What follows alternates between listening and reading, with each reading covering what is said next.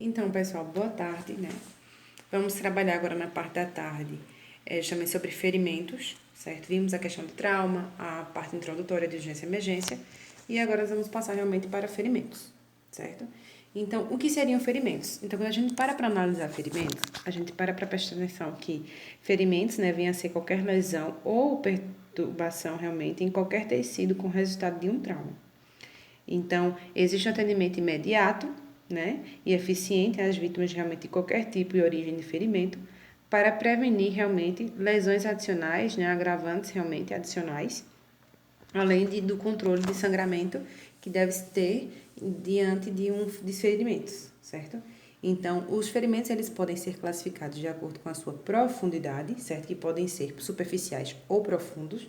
Superficiais são aqueles que vão envolver somente a pele, né, tecido subcutâneo e músculos. Profundos, eles atingem essas extremidades como pele, tecido subcutâneo e músculos, assim como nervos, tendões, vasos calibrosos, ossos e até mesmo vísceras, certo?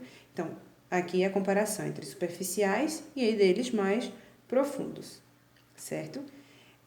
Além da profundidade, ele pode ser caracterizado de acordo com a complexidade, que podem ser simples ou complicados. Simples, sem perda tecidual, né, ou até mesmo contaminação ou corpo estranho ali presente. E complicado tem a perda tecidual, por exemplo, esmagamento, queimadura, né, e até mesmo uma implantação de um corpo estranho, tá? Então, a complexidade do ferimento ele também pode ser avaliado de acordo com a complexidade.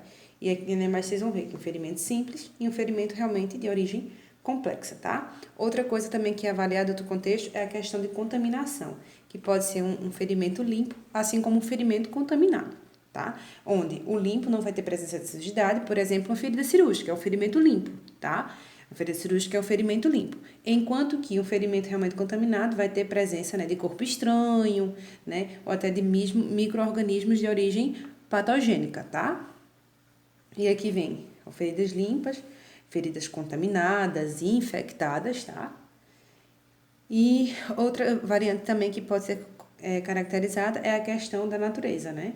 Então, foram agentes físicos, mecânico, elétrico, irradiante, térmico, né? Ou até mesmo agentes químicos, né? Que é a lesão realmente por elementos químicos, soda cáusticas, né? Até mesmo álcools.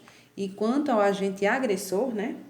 Podem ser realmente fechados, tá? Que é quando tem realmente uma lesão no tecido subcutâneo sem romper a pele, e pode ser também um hematoma, que tem extravasamento de sangue entre os tecidos subcutâneos, né? Músculo, órgão, com formação realmente de coleção e pela ruptura de vasos. E eu trago uma pergunta para vocês diante da aula de hoje. Eu quero que agora, da parte da tarde, vocês façam uma pesquisa. De qual a diferença entre hematoma e sufusão hemorrágica? Eu preciso que vocês tenham esse conhecimento de qual a diferença entre hematoma e sufusão hemorrágica, tá? É importante que vocês pesquisem isso, certo? Então, observem aí, ó. Tá vendo? Ferimento fechado, né? Ó. Tá? Então, as equimoses também podem ser extravasamento de sangue no tecido subcutâneo, sem formação realmente de coleção, com ruptura, né, consequente ruptura dos vasos capilares, tá? Então, aqui a gente para observar que o hematoma, né, vai ter a coleção de sangue realmente em órgão tecido, enquanto a equimose vai ter somente as infiltrações, né, nos tecidos, pela ruptura realmente dos capilares.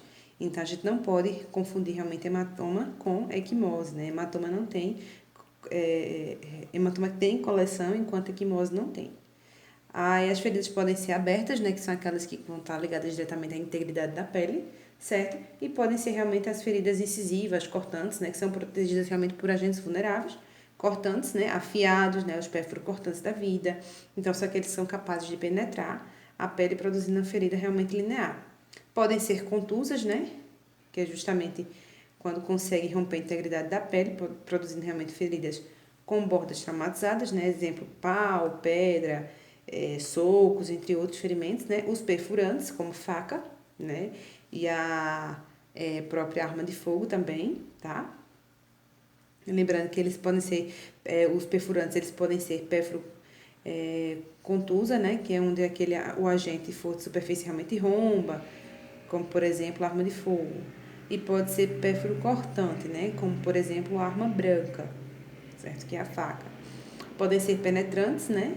que são aqueles que conseguem realmente, geralmente o tórax e o abdômen, né, apresentam voltamento externo variável, né, geralmente esse ferimento ele é linear e puntiforme, pode ser transfixiante, né, que é justamente quando é capaz de penetrar e atravessar os tecidos ou órgãos, saindo na outra superfície, então ele entra e consegue sair, certo?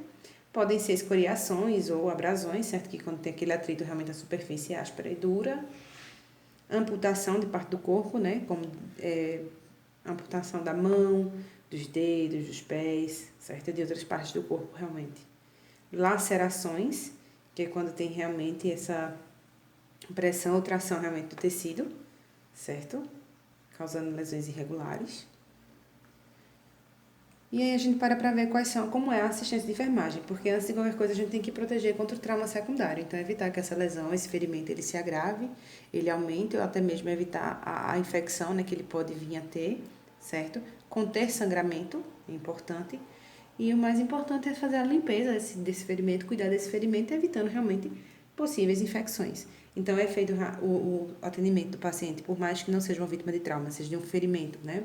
Um pérfuro cortante, uma arma de fogo, uma arma branca.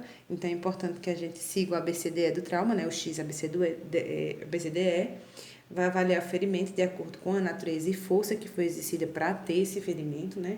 Inspecionar toda a área da lesão, toda a pele realmente do paciente, limpar, né? Retirar corpo estranho e detritos, né? E se objetos estiverem empalados, é importante a gente deixar os objetos onde eles estão e fazer o curativo e imobilização com os objetos onde eles estão, para que lá no ambiente intra-hospitalar seja feito raio-x, radiografia e esse objeto venha a ser retirado com a equipe realmente capacitada e pronta, caso seja caso cirúrgico também, tá?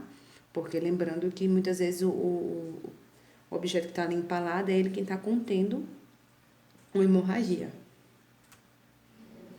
Manejo clínico, né, vai retirar todos os pelos, né, tudo que tiver ali ao redor realmente do ferimento, certo? Limpar o ferimento com a solução ideal, né, e após limpar realmente o ferimento, né, dentro dessa solução realmente, evitar essa exposição excessiva do tecido, né, ajudar a debridar, caso precise de debridamento, tá? E auxiliar também na questão de sutura. Então, preparar material de sutura, né? O que é necessário para sutura? Seringa, xilocaína, o fio de sutura, né? E o material de sutura, tesoura, pinça. Então, separar todo esse material para a sutura, né? Compressas e materiais para fazer o curativo depois, porque a responsabilidade do curativo é da gente, né? Depois que o médico faz a sutura, a gente tem a responsabilidade de fazer esse curativo, certo? Então, lembrar de não aplicar realmente um curativo não aderente, né? Então, ver também a questão do procedimento, de como fazer, né? Esse ferimento é um ferimento limpo, é um ferimento sujo. Como é que é feita a higiene, a limpeza dele? A gente sabe que a gente sempre vai da área limpa para a área suja e nunca da área suja para a área limpa. Então, ter bastante cuidado ao fazer esse curativo desse paciente, desse ferimento, certo? Ver a profilaxia de tétano, se esse paciente está com a vacina antitetânica em dias, certo? Observar realmente essa questão do tratamento bacteriano que vai ser feito nesse paciente, né? E a cobertura do curativo também é importante. Lembrando que a cobertura do curativo ela vai variar de acordo com o tipo de ferimento. Então, a depender do ferimento é que a gente vai saber qual é um curativo, certo?